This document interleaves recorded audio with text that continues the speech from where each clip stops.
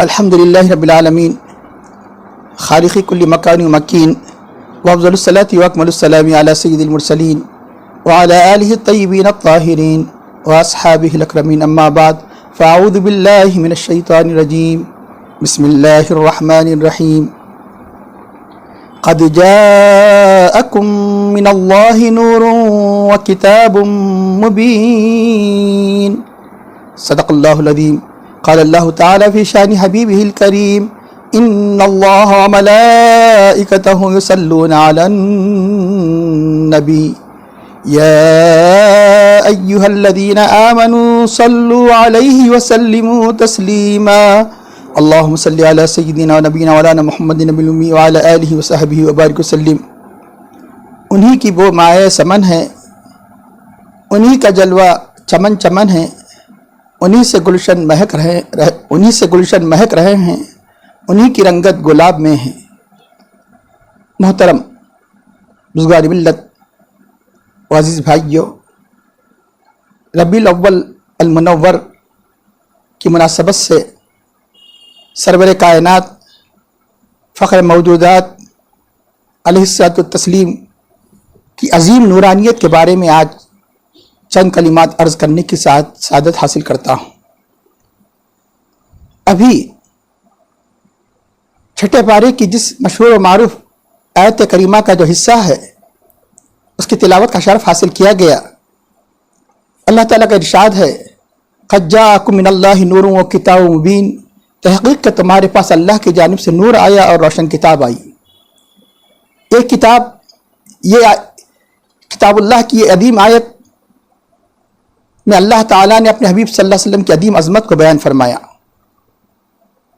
ایک اس آیت کریمہ میں دونوں قسم کے اعتراضات کے جوابات دیے گئے ہیں. ایک اعتراض کافروں کی طرف سے، یہ آنے والا اللہ تعالیٰ کی طرف سے نہیں ہے، جیسے کہ قرآن کریم میں جو کافر کہا کرتے تھے ان کا قول اللہ نے ذکر فرمایا وَيَقُولُ الَّذِينَ كَفَرُوا لَسْتَ مُرْسَلًا. کافر کہتے ہیں کہ آپ مرسل نہیں ہیں، اللہ تعالیٰ کی طرف سے نہیں بھیجے گئے ہیں. تو اللہ نے اس آیت کریمہ میں بیان فرمایا کہ یہ آنے والا اللہ تعالیٰ کی طرف سے آیا ہے، خود سے نہیں آیا ہے، اللہ نے بھیجا ہے. قد جاءکم من اللہ، اللہ کے پاس سے آیا ہے. اب جو اللہ کے حبیب کی رسالت کا تو اقرار کرتے ہیں، لا الہ الا اللہ محمد رسول اللہ کلمہ توحید اقرار کرتے ہیں، نبی کو نور نہیں مانتے، تو یہ آیت کریمہ ان کا بھی جواب ہے. آنے والا نورانیت کی شان کے ساتھ آیا، سب آ کر یہاں بنتے ہیں، یہ آ کر نہیں بنا، یہ بن کر آیا ہے.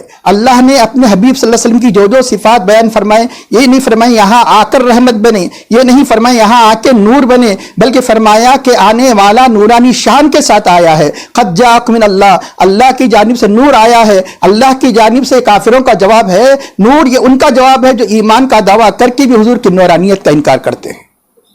ایک نہیں، کئی موقع نہیں ہے کہ ہر ایک تمام دلائل عرض کرے.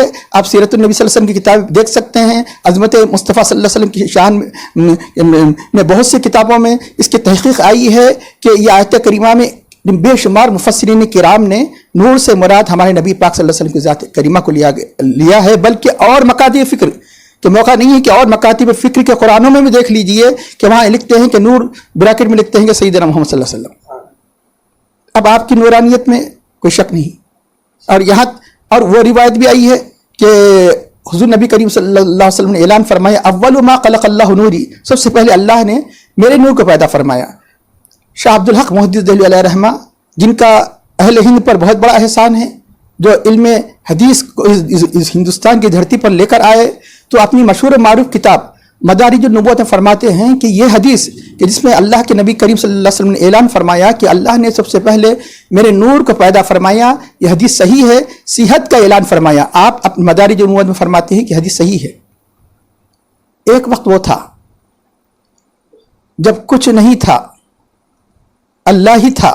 بخاری شریف کی روایت کے مطابق کان اللہ ولم یکن معہ شیئا، اللہ ہی تھا، اس کے ساتھ کچھ نہیں تھا. وہی ذاکر تھا، وہی مذکور تھا، وہی شاہد تھا، وہی مشہود تھا، وہی محب تھا، وہی محبوب تھا. اللہ کی محبت کا تقاضا یہ ہوا کہ مرتبہ بطول سے ظہور میں آئے، یعنی اللہ نے اپنی معرفت کا ارادہ فرمایا. جب اللہ نے اپنی معرفت کا ارادہ فرمایا، ایک روایت کے مطابق کہ کنت کنزن مخفیًا، میں ایک مخفی پوشیدہ خزانہ تھا.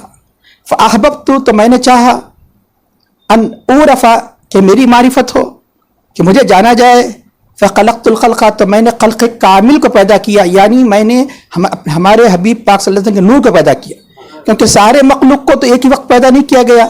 الخلق عربی زبان کا قاعدہ یہ ہے کہ جب کوئی چیز مطلق کہی جاتی ہے تو فرد کامل مراد ہوتا ہے. الخلق یعنی خلق کامل کا اطلاق کسی پر ہوتا ہے تو ہمارے نبی پاک صلی اللہ علیہ وسلم پر ہوتا ہے. سیدنا محمد صلی اللہ علیہ وسلم کے نور کو پیدا کیا. دلائل تو بہت سے ہیں، جو ہی قرآن کھولتے ہیں قرآن کے 30 سے زیادہ نام ہیں. یہ بتائیے کہ سب سے پہلے قرآن کریم کا تعارف کس سے کیا گیا؟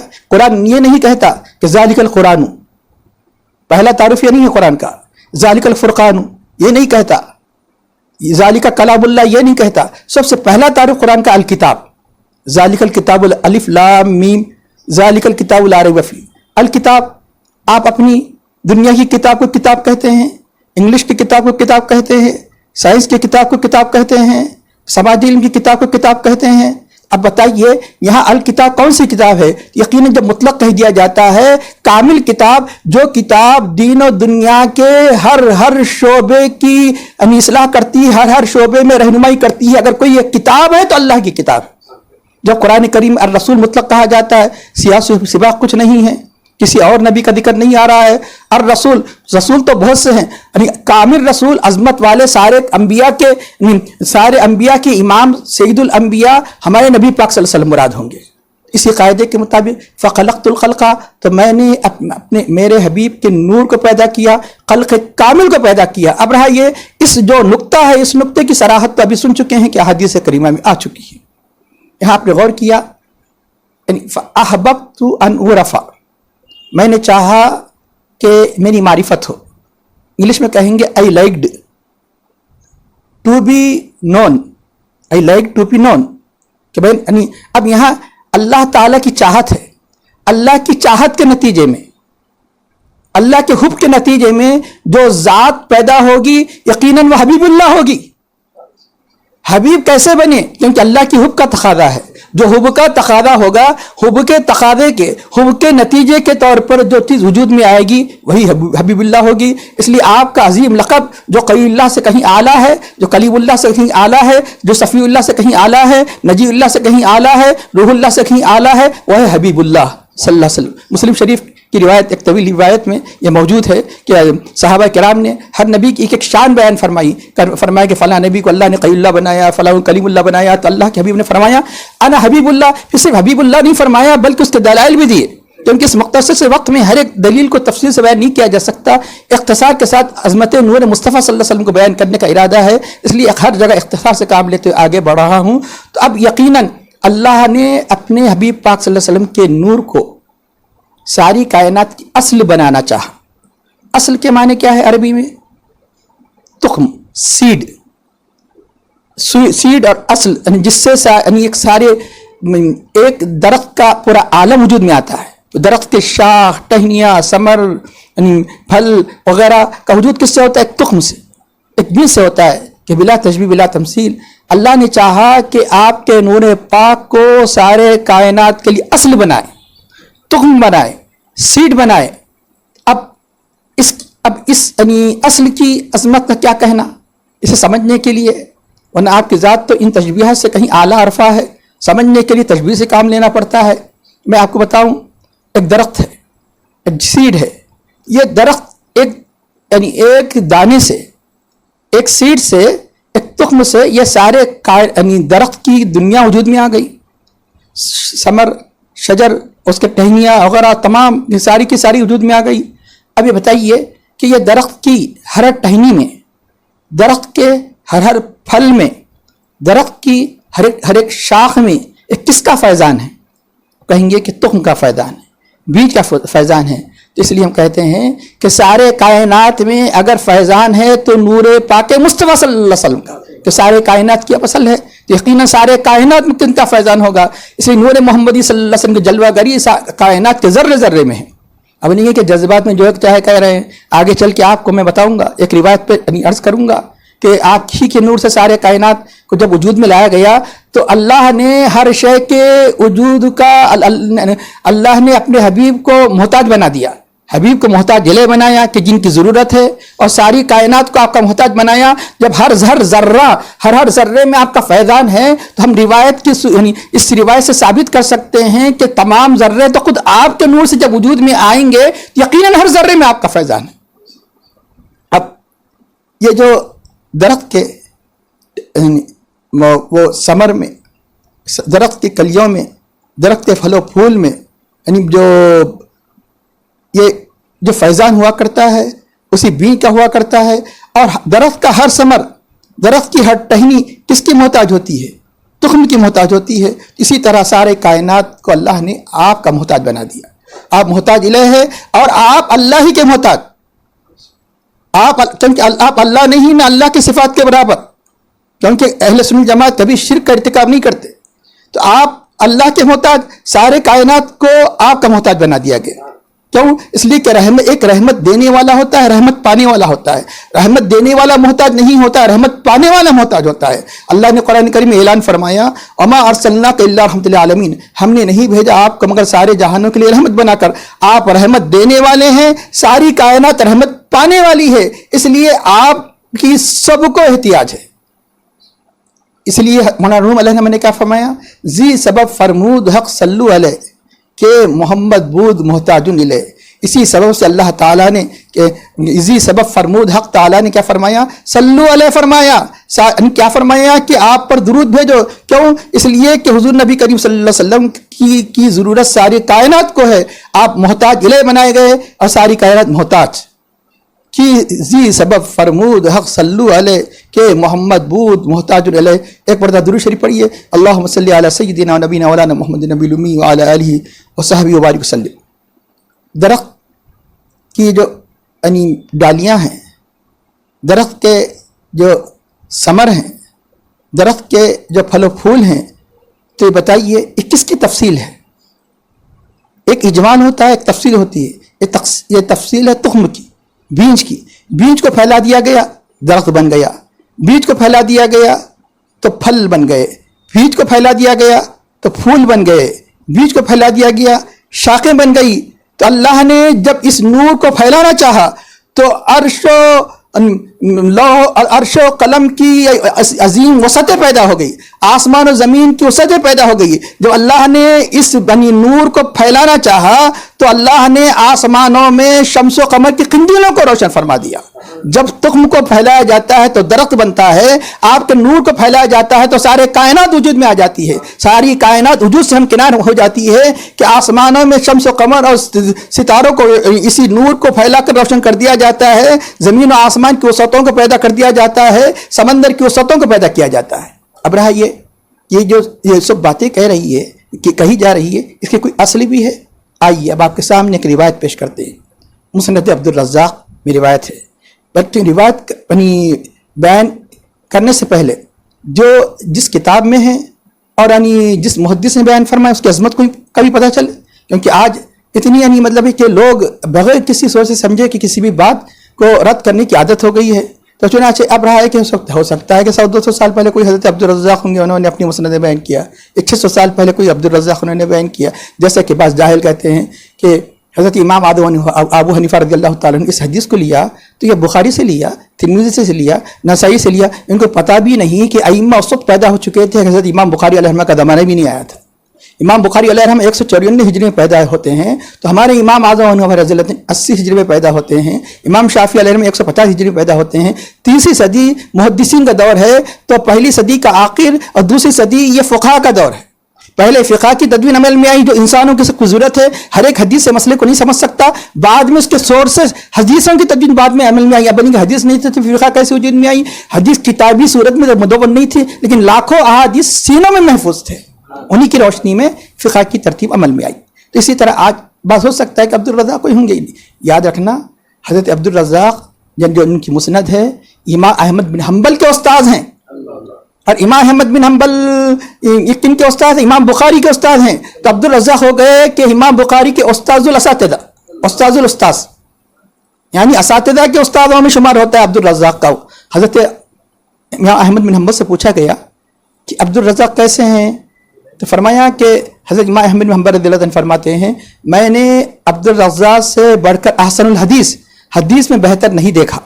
میں نے حدیث کے فن میں عبدالرزاق سے بڑھ کر نہیں دیکھا. وہی عبدالرزاق حضرت جابر رضی اللہ عنہ سے روایت کرتے ہیں.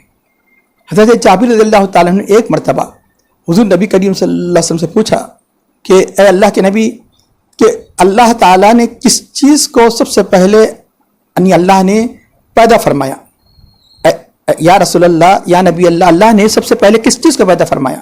تو حضور نبی کریم صلی اللہ علیہ وسلم نے جابر رضی اللہ عنہ کو جواب دیتے فرمایا اے جابر ان اللہ خلق قبل الاشیاء نور نبی کا من نوری. اے جابر اللہ نے سارے اشیاء سے کے ظہور سے پہلے سارے اشیاء کی پیدائش سے پہلے تمہارے نبی کے نور کو اپنے نور سے پیدا کیا. اس کے بعد حدیث طویل ہے چل رہا ہے سلسلہ اس کا. اس وقت جس وقت اللہ نے تمہارے نبی کے نور کو پیدا کیا نہ عرش تھی نہ لوح نہ قلم نہ آسمان نہ زمین نہ جنت نہ دوزخ.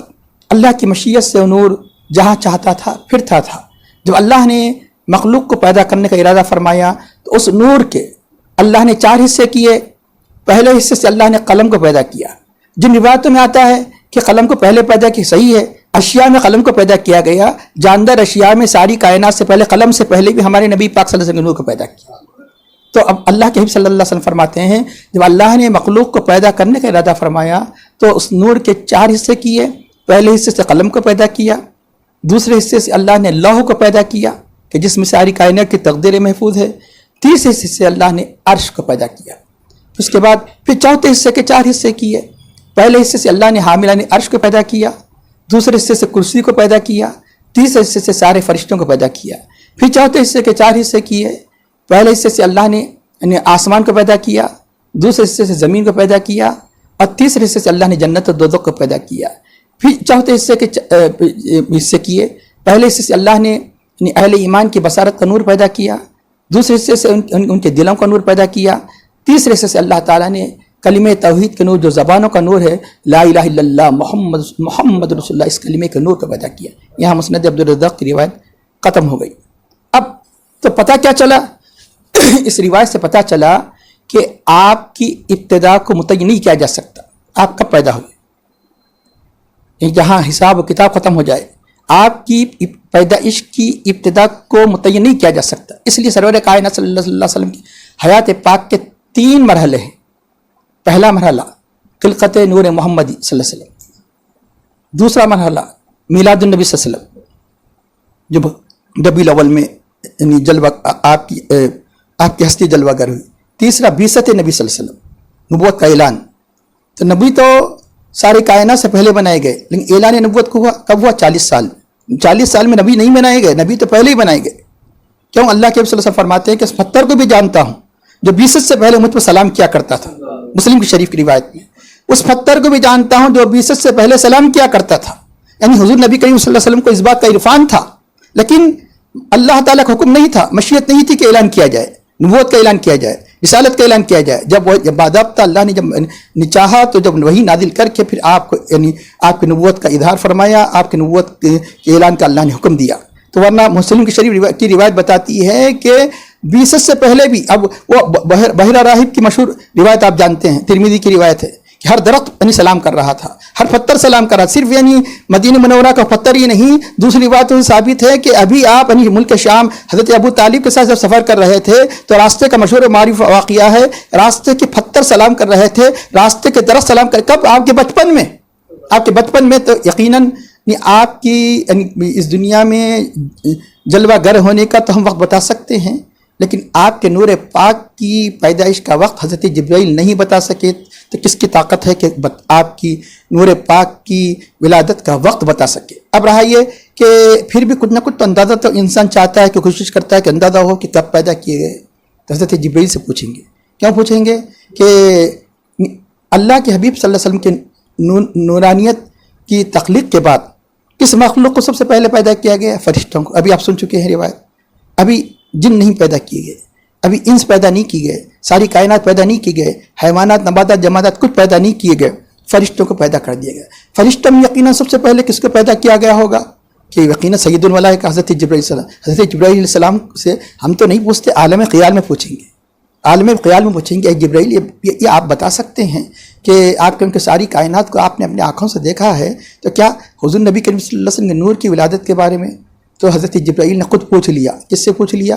اللہ کے حبیب صلی اللہ علیہ وسلم سے. اللہ کے حبیب نے حضرت جبرائیل سے پوچھا. کیا پوچھا؟ کہ اے جبرائیل بتاؤ تمہاری عمر کیا ہے؟ تو وہ بیان کی روایت ہے، لقد جاءکم رسول من انفسکم عزیز علیہ ما عنتم حریص علیکم بالمؤمنین رؤوف الرحیم. اس آیت کریمہ کے تحت آپ دیکھ سکتے ہیں کہ حضرت سرور کائنات صلی اللہ علیہ وسلم نے حضرت جبرائیل سے پوچھا بتاؤ تمہاری عمر کیا ہے. ایک بات یاد رکھیے کہ ہو سکتا ہے کوئی یہ بولے کہ دیکھو کہ اللہ کے نبی کو علم نہیں تھا جبھی تو پوچھ رہے ہیں. ارے اتنی بھی تمہیں یعنی مطلب عقل نہیں ہے. ہر سوال لا علمی کی دلیل نہیں ہے. سوال اگر اللہ کے نبی نہیں پوچھتے تو ہمیں کیسے پتہ چلتا؟ اللہ کے حبیب کے نور کی عظمت کا کیسے پتہ چلتا؟ اللہ کے نور کی عظمت کا پتہ اسی وقت چلا جب سوال کیا گیا. کہ آپ نے ذکر کے بارے میں روایت نہیں سنی بخاری شریف میں؟ جب اللہ تعالیٰ کا ذکر کرتے ہیں، فرشتے جاتے ہیں تو اللہ تعالیٰ پوچھتا ہے میرے بندے کیا کر رہے تھے؟ باوجود کہ اللہ جانتا ہے کہ تاکہ پتہ چل جائے ان کی عظمت کو بیان کرنے کے لیے اللہ تعالیٰ فرشتوں سے سوال کرتا ہے کہ تیرا ذکر کر رہے تھے، کیا انہوں نے مجھے دیکھا ہے؟ نہیں دیکھا ہے. اگر مجھے دیکھ لیتے تو کیا عالم ہوگا؟ آخر کس چیز کو طلب کر رہے تھے؟ جنت کو طلب کر رہے تھے، دوزخ سے پناہ مانگ رہے تھے. اللہ پوچھتا ہے کیا انہوں نے جنت کو دیکھا ہے میری؟ نہیں. دوزخ کو دیکھا ہے؟ نہیں. جب دیکھ لیں گے تو ان کی طلب کا عالم کیا ہوگا؟ جب دیکھ لیں گے تو دوزخ سے بچنے کی یعنی کیفیت کا عالم کیا ہوگا؟ اللہ باوجود ہے کہ سارے کائنات کا خالق و مالک عالم الغیب پوچھ رہا ہے. کس لیے پوچھ رہا ہے؟ اس لیے پوچھ رہا ہے کہ تاکہ مخلوق کو معلوم ہو جائے. اللہ کے حبیب حضرت جبرائیل سے ان کی عمر کیوں پوچھ رہے ہیں؟ تاکہ اس نور کی عظمت کا پتہ چلے. ورنہ کل کے دن کوئی شاگرد کہہ دے گا استاد کو ہی نہیں معلوم امتحان میں میرے سے پوچھ رہا ہے. یہ کہہ دے گا کہ استاد امتحان میں سوال کر رہا ہے تو بتائیے کہ آخر وہ اس لڑکے کو کتنا بیوقوف سمجھا جائے کہ استاد کو ہی کو پتہ نہیں ہے جو مجھے سوالات پر سوالات کرتے چلے جا رہا ہے. تو جب یعنی مطلب ہے کہ معمولی مثالوں سے سمجھ میں آتا ہے کہ ہر سوال یعنی لا علمی کی دلیل نہیں کہ آج کھوج کر بتایا جاتا ہے کہ اللہ کے بھی کوئی علم ہوتا تو یہ کیوں پہنچتے، یہ کیوں پوچھتے، یہ کیوں سوال کرتے. تو حضرت جبرائیل سے پوچھا کہ اے جبرائیل بتاؤ تمہاری عمر کیا ہے؟ فرمایا کہ میں یا رسول اللہ میں نہیں جانتا، اتنا جانتا ہوں کہ ہر 70,000 سال کے بعد چوتھے حجاب میں جو نورانی حجابات ہے ایک ستارہ طلوع ہوا کرتا تھا. میں نے اپنی عمر میں 72,000 مرتبہ دیکھا. ہر 70,000 سال کے بعد طلوع ہوا کرتا تھا. 72,000 سال میں نے دیکھا ہے. حضرت جبرائیل کی عمر کا اندازہ نہیں کر سکتے تو اللہ کے حبیب صلی اللہ علیہ وسلم کی نورانیت کی پیدائش کا اندازہ کیوں کیا جا سکتا ہے؟ تو اس کے بعد اللہ کے حبیب نے فرمایا کہ اے جبرائیل انا ذالک الکوکب، میں وہی ستارہ تھا، میں وہی ستارہ تھا. تو اب آئیے میں ایک عرض کروں. یہ تو آپ اکثر یہ سیرت کی کتابوں میں پڑھتے ہیں، یہ اس روایت کو تفسیر روح البیان میں بھی ہے. لیکن سوال یہ ہے کہ یعنی وہ 70,000 سال تک وہ ستارہ کہاں چلا جاتا تھا؟ 70,000 سال کے بعد کیوں دیکھتے تھے؟ 70,000 سال ہی کے بعد کیوں دیکھتے تھے؟ کہاں چلا جاتا تھا؟ کیوں؟ اس لیے تو ہم کہتے ہیں کہ مقلد بنو. کیوں کہ ایک ہی حدیث میں ساری باتیں نہیں آتی. ایک حدیث کو لے کر آپ اگر فیصلہ کرتے ہیں تو ٹھوکروں پہ ٹھوکر کھائیں گے.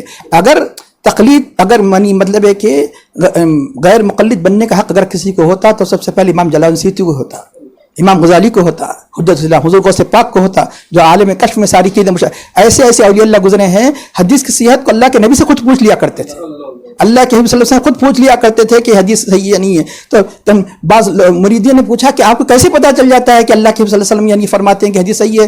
اللہ کے حبیب صلی اللہ علیہ وسلم کے سامنے جب ہم عالم مطلب مکاشفے میں جب حدیث پڑھتے ہیں اللہ کے حبیب کے چہرے پہ اگر یعنی بشاشت کے آثار نمودار ہو جاتے تو سمجھ جاتے کہ حدیث صحیح ہے. اللہ کے حبیب کے چہرے پر انقباض کی صورت پیدا ہو جاتی ہے تو سمجھتے کہ حدیث نسبت آپ کی طرف منسوب کر دی گئی. تو اب یقیناً اگر یعنی تقلید نہ کرنا ہوتا تو سب سے پہلے حضور غوث پاک کی تقلید نہ کرتے. تقلید نہ کرنا ہوتا تو حضرت امام غزالی کا تو امام راضی تقلید نہ کرتے، امام غزالی تقلید نہ کرتے، امام جلال سیوطی تقلید نہ کرتے. تو پتہ چلا کہ ایک روایت سے سارے کے سارے فیصلے آپ نہیں کر سکتے. تو چنانچہ اب دوسری روایت میں پتہ چلتا ہے. تفسیر خازن میں روایت موجود ہے اور دوسری یعنی کتب میں روایت آئی ہے. خود علامہ ابن جوزی علیہ الرحمٰن نے جو اللہ کے حبیب صلی اللہ علیہ وسلم کی میلاد کے بارے میں جو رسالہ لکھا ہے اس میں بھی روایت ہے. تو اے جبرائیل تم جانتے ہو وہ ستارہ کہاں جاتا تھا؟ خود اللہ کے بھی فرماتے ہیں اے جبرائیل تم جانتے ہو کہ ستارہ کہاں جاتا تھا؟ جب تک وہ ستارہ سجدے میں رہتا تھا تم نہیں دیکھ سکتے تھے. جب تک وہ ستارہ سجدے میں ہوتا تو تم نہیں دیکھ سکتے تھے. جب سجدے سے سر اٹھاتا تو تمہیں اس ستارے کا تمہیں مشاہدہ ہوا کرتا تھا. جب جس نبی کا سجدہ 70,000 سال ہو تو قیام کیسے ہوگا, اس رکوع کیسے ہوگا؟ ایسی کوئی عبادت یعنی کوئی اس نبی کی عبادت کو پہنچ سکتے ہیں؟ ان کی اب یہ ہے اس نبی پاک کی نور کی عظمت کا عالم. بلکہ ایک روایت میں آتا ہے کہ اللہ تعالیٰ نے سب سے پہلے ہمارے نبی پاک صلی اللہ علیہ وسلم کے نور کو پیدا فرمایا. تو وہ نور کو جب یعنی بلند ہوا, ستون کی مانند بلند ہوا, تو بلند ہونے کے بعد اس اللہ تعالیٰ کی بارگاہ میں سجدہ ریز ہو گیا. سجدہ ریز ہونے کے بعد جب اس نور نے سر اٹھایا تو اللہ نے فرمایا کہ یا محمد صلی اللہ علیہ وسلم کہ خلقتک لأجلک, میں نے تمہیں اسی کام کے لیے پیدا کیا, یعنی اپنی میری حمد کے لیے پیدا کیا. تو اوی کا ابدول رسالت او کما جاء فی حدیث شریف کہ تمہیں سے میں یعنی رسالت کی ابتدا کروں گا, تمہیں سے میں یعنی رسالت کی انتہا کروں گا, میں تمہیں سے مخلوق کی ابتدا کروں گا, میں تمہیں پر مخلوق کی انتہا کروں گا. تو غرض کے اللہ کے حبیب صلی اللہ علیہ وسلم کی نورانیت کی عظمت کا عالم کیا ہے جس کی ابتدا کو بھی متعین نہیں کیا جا سکتا. وہی نور حضرت آدم علیہ السلام سے لے کر مسلسل منتقل ہوتا ہوا حضرت عبداللہ سے حضرت آمینہ رضی اللہ تعالیٰ عنہ کے بطن مبارک میں منتقل ہوا. اور یہ نور تمام کے تمام عالم کا مشاہدہ کر رہا تھا اپنی نورانیت سے. تو چنانچہ یہی وہ نور تھا کہ آپ نے نہیں دیکھا کہ جب ابرہہ کا ہاتھی جو شکست کھا رہا تھا, ابرہہ کا ہاتھی یعنی ابرہہ اپنے ہاتھیوں کے لشکر کے ساتھ جب مکہ مکرمہ میں حملہ کرنے کے لیے آیا تھا, راستے ہی میں اللہ کی قدرت نے اسے روک دیا. کنکری کے ذریعے سے ابرہہ کے لشکر کو ہلاک کر دیا گیا. اس وقت کیا ہوا, حضرت عبد المطلب جب جاتے ہیں تو واقعہ طویل ہے, اختصار کے ساتھ عرض کروں تو ابرہہ کا ہاتھی جس کا نام محمودہ تھا سجدے میں گر گیا. اب کس لیے کہ جانوروں کو بھی علم دیا گیا نور نبی صلی اللہ علیہ وسلم عظمت کا, جانوروں کو, چرند کو, پرند کو, کیونکہ پتھر کس لیے سلام کیا کرتے تھے؟ پتھر اس لیے سلام کیا کرتے تھے کہ جانتے ہیں کہ نبی ہے. پتھر سلام کیا کرتے تھے, درخت سلام کیا کرتے تھے, کنکریاں سلام کیا کرتے تھے. اور نہیں سمجھ میں آ رہا ہے تو دلائل اگر چاہتے ہو تو مسلم ترمذی کی روایت ستون حنہ نے لکڑی تو ہے, وہ جمادات ہے. تو جب وہ رو رہا ہے نبی کی محبت میں, تو محمودہ تو ہاتھی تو یہ جاندار ہے, لکڑی جو جماد ہوتی ہے بے جان ہوا کرتی ہے, بے جان کو احساس ہے نبی کی نبوت و عظمت کا, تو اب ہاتھی کو محمودہ کو کیوں کر نہیں ہوگا؟ تو وہ سے بھی سجدے میں گر گیا. اب رہا یہ کہ آپ یہ جانتے ہیں کہ یہ بحث مت کرو کہ یہ اس اللہ کے حبیب صلی اللہ علیہ وسلم عالم کے جلوہ گر ہونے سے پہلے یعنی انسانوں کو بھی سجدے تحیت جائز تھا, تو وہ تو جانوروں کے تو حکم سے خارج ہے. جانور تو وہ حکم کے بعد بھی کرتے رہے, کئی روایتوں سے. کیوں کہ اس کے مکلف نہیں ہے کہ جانوروں میں شرک کا شائبہ نہیں ہوا کرتا, انسان ہی نہیں شرک کا شائبہ ہوا کر سکتا ہے. ایمان و کفر کا معاملہ یہ انسانوں میں ہے کہ انسان کافر بھی ہوتے ہیں, انسان مسلمان بھی ہوتے ہیں, کہ جانور چرند پرند وہاں بھی نہیں ہوا کرتے ہیں, جانور چرند کافر نہیں ہوا کرتے, سب مسلمان ہیں, سنی ہے حنفی ہے, نہیں اللہ عالم کہ سب کے سب مسلمان ہیں, سب کے سب اسلام ہے. تو اللہ تعالیٰ خود فرماتا ہے وَلَهُ أَسْلَمَ مَنْ فِي السَّمَاوَاتِ وَالْأَرْضِ, اسی کے سب تابع ہے, اسی کے سب اسلام کی دولت سے مالا مال. وَلَهُ أَسْلَمَ مَنْ فِي السَّمَاوَاتِ وَالْأَرْضِ وَكَرْهُ وَإِلَيْهِ يُرْجَعُونَ. اب یہاں ایک اہم بات آپ کے سامنے عرض کروں, اختتام کی طرف آتا ہوں. وہ یہ اللہ تعالیٰ اسی واقعے کی طرف اشارہ کرتے فرماتا ہے الم تر کیف فعل ربک باصحاب الفیل, کیا آپ نے نہیں دیکھا آپ کے رب نے ہاتھی والوں کے ساتھ کیسے کیا. یہ تو سائر کائنات کا رب ہے, رب العالمین ہے, پہلا اعلان ہے الحمدللہ. لیکن رب کے اللہ تعالیٰ کی خصوصی عنایت اور ربوبیت کا سب سے عظیم محل, عظیم پلیس اگر ہے تو آپ کی ذات, اس لیے اللہ نے اپنی ربوبیت کو آپ کی طرف نسبت کی. آپ کا رب ربو کا, یہ تو سارے کائنات کا رب ہے رب العالمین.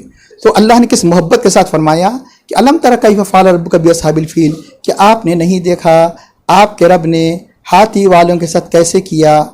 اب یہاں پر ایک اہم بات کہ بعض مفسرین کرام, اکثر مفسرین کرام اب تفاسیر پڑھیے کیا ترجمہ کرتے ہیں, تفسیر کیا بیان کرتے ہیں, علم تعلم کہ آپ کو نہیں معلوم. کیوں؟ سب جانتے ہیں کہ واقعہ فیل کے بعد اس عالم میں ابجل وغیرہ ہوئے. یقیناً بسا اوقات رویت آنکھوں سے ہوتی ہے تو رویت دل سے ہوتی ہے, کہ رویت بصارت سے ہوتی ہے, بصیرت سے ہوتی ہے. بصیرت کی رویت کو علم کہا جاتا ہے, کیونکہ اللہ کے حبیب اس عالم میں جلوہ گر نہیں ہوئے تھے, اس لیے وہ ترجمہ اس کی تفسیر بیان کرتے ہیں. کیا آپ نے نہیں دیکھا کہ آپ کو اس بات کا علم ہے, اس واقعے کا آپ کو علم ہے. لیکن ایک بات یاد رکھیے, قربان جائیے شیخ الاسلام عارف اللہ مولانا حافظ محمد انور اللہ شاہ فاروقی فضیلت جنگ علیہ بانی جامع نظامیہ کے عشق نبوی پر قربان. آپ اپنی کتاب معرکۃ آراء تصنیف مقاصد اسلام میں لکھتے ہیں جب تک حقیقی معنی ممکن ہو تو مجازی معنی نہ لیا جائے.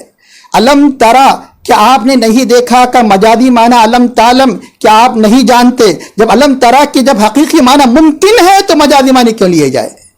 آپ اپنی نورانیت سے سارے منظر کو دیکھ رہے تھے, اس نورانیت سے جب سارے منظر کو دیکھ رہے تھے تو اب علم ترا کے معنی علم تعلم کرنے کی ضرورت نہیں ہے. یقیناً آپ اپنے نور, جب نور سے سارے واقعات دیکھ رہے تھے ساری کائنات کے, ایک نہیں قرآن کریم میں ایسے بہت سے شواہد ہیں کہ اختصار کے ساتھ انشاءاللہ طلباء کی طرف اشارہ بھی کروں گا میں. تو آپ اپنی نورانیت سے جب دیکھ رہے ہیں تو اس لیے کہ آپ نے نہیں دیکھا, کیونکہ قرآن کریم میں ایسا نہیں ہے کہ ہر جگہ علم ترا ہے. بہت سے مقامات پر اللہ نے علم تعلم بھی فرمایا. علم تعلم ان اللہ علی کل شیء قدیر, کیا آپ نہیں جانتے, کیا آپ نے نہیں جانا کہ اللہ ہر چیز پر قادر ہے. اللہ یہ بھی فرما سکتا تھا علم تعلم کیف فعل ربک باصحاب الفیل, ہے یو ناٹ نون نہیں فرمایا بلکہ فرمایا ہے یو ناٹ سین فرمایا. علم ترا کیا آپ نے نہیں دیکھا, تو اپنی نورانی سے دیکھ رہے ہیں. ایک آدھ مرتبہ نہیں, پوری ساری قرآن کریم کی کئی واقعات میں اللہ نے علم تعلم نہیں فرمایا. باوجود ہے کہ قرآن کریم میں دوسرے مقامات پر علم تعلم بھی آیا ہے, لیکن خاص واقعات جب بھی ہوں گے انبیاء کرام سے تعلق رکھنے والے سارے واقعات ہوں گے, کیونکہ آپ کا نور مسلسل انبیاء کرام سے صلبوں سے ہوتے ہوئے حضرت عبداللہ تک پہنچا. تو یقیناً آپ اپنی نورانیت سے سارے کائنات کا مشاہدہ کر رہے تھے. تو چنانچہ جب اللہ تعالیٰ نے حضرت ابراہیم السلام جب نمرود سے جب بحث ہو رہی تھی تو کیا فرمایا, الم تر الی الذی حاج ابراہیم فی ربہ.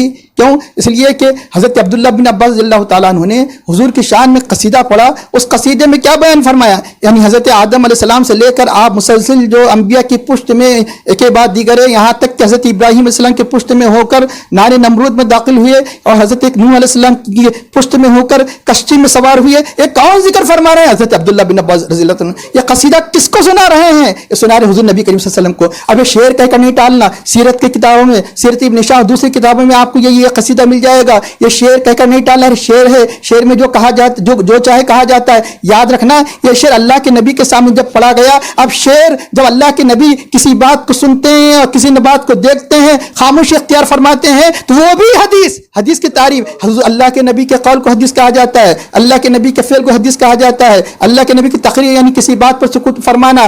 حضرت عبداللہ بن عباس یہ عقیدے کا معاملہ تھا, یہ عقیدے کا معاملہ تھا. حضرت عبداللہ بن عباس اللہ عنہ کی یہ باتیں عقیدے کے خلاف ہوتی تو فوراً ٹوک دیتے کہ عبداللہ بن عباس تم کیسے کہہ رہے ہو, میری تو پیدائش چند سال پہلے ہوئی ہے, میں کہاں حضرت آدم علیہ السلام کے زمانے میں تھا, میں کہاں نوح علیہ السلام کے زمانے میں تھا, میں کہاں حضرت ابراہیم علیہ السلام کے زمانے میں تھا. اللہ کے حبیب کا سکوت حضرت عبداللہ بن عباس کے شعر کو شعری حیثیت سے نکال کر اسلامی عقیدے کی حیثیت میں ڈال دیتا ہے. اب اس کی شعری حیثیت کہہ کر آگے نہیں بڑھ سکتے.